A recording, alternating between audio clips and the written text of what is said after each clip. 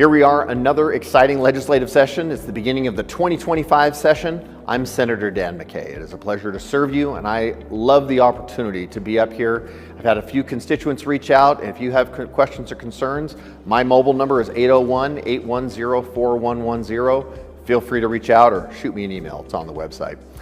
This first week of the session is always interesting. The beginning of the session is always marked with a lot of pomp and circumstance. We have speeches by the president and by the speaker, and then last night the governor topped it off with his State of the State address, and he gave a hopeful outlook for the things that we've done, and also gives us a hopeful outlook for the things we have yet to accomplish. And I really like that about our governor, in the fact that he is just positive and focused on the things that we're doing well in the state of Utah. Certainly we have challenges, and we are going to work together to solve many of those challenges. Also, beginning of the session, we start with the budget. The budget is heavy and it's an important issue we deal with. By the beginning of next week, we'll pass the base budget, which gets the state funded, and then we'll work on trying to balance everything as we look at new revenue numbers.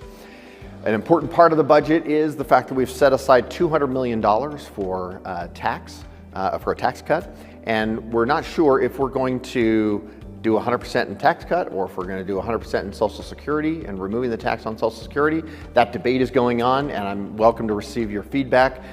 Feel free to give me a call or shoot me a text or an email. In that process, we're also looking at our debt loads, and we had a presentation just this last week on our debt loads. We are at record low debt for the state of Utah. I'm really quite proud of the fact that we haven't taken out any new debt since the prison, and all of our debt that we are currently holding is below 2%. Which means we're not in a big hurry to pay it off, because our cost of capital is higher than that right now, and our returns in our investment portfolio is higher. So we're doing everything we can to just string that debt out. We're not in a hurry to pay it off, but we do have reserves saved up if we did need to do it. It's a very fiscally responsible way to do it. Now, as we begin the second week, we'll start getting into bills and start getting into some of the back and forth that makes this process so exciting to work with. I guess exciting to some and not so exciting to others. As you hear about bills or issues, feel free to reach out, give me a call or shoot me a text. Love to hear from you and get your input on those bills.